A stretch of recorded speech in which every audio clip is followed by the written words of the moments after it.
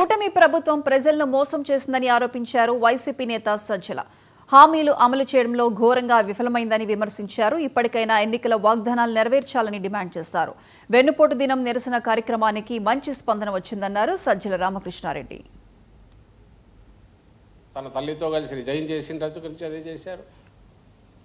ప్రతిపక్షంలో 14-19 మధ్య ఉన్నప్పుడు అట్లే చేశారు. 19-24 మధ్య ఉన్నప్పుడు ప్రభుత్వంలో ఉన్న ఇంతే బాధ్యతాయుతంగా అడ్రస్ చేస్తూ వచ్చాం. మీకు మీరు కంపేర్ చేసుకోవచ్చు. మీడియా మిత్రులకు చెప్తున్నా, ప్రజలను రిక్వెస్ట్ చేస్తున్నా.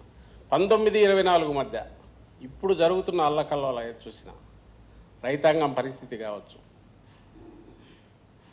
లేదా విద్యార్థుల పరిస్థితి కావచ్చు, లేదా తల్లులు, గృహిణులు, డ్వాక్రా మహిళలు, ఏ sector, name any sector, issue ఏదన్నా వచ్చినప్పుడు, క్రైసిస్ వచ్చినప్పుడు అడ్రస్ చేయకుండా మా ప్రభుత్వం, జగన్మోహన్ రెడ్డి గారి ప్రభుత్వం, వైఎస్ఆర్సీ ప్రభుత్వం ఉన్న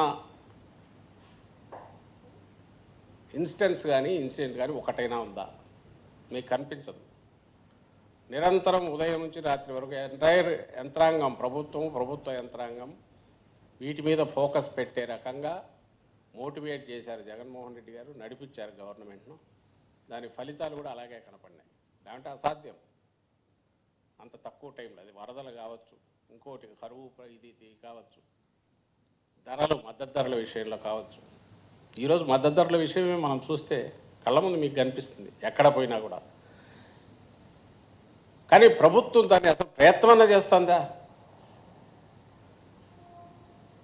ఆ ప్రభుత్వంగా ఇప్పుడున్న ప్రభుత్వం, చంద్రబాబు నాయుడు గారి ప్రభుత్వం కానీ, లేదా మంత్రులు కానీ, లేదా ఒక పార్టీ నాయకులు కానీ, లేదా దాన్ని మోస్తూ సిద్ధాంతకర్తలుగా ఉంటూ వారి ప్రచార బాకాలుగా ఉన్న ఆ మీడియా కానీ, ఆఖరికి రిఫ్లెక్ట్ అయ్యే దాంట్లోనే కదా.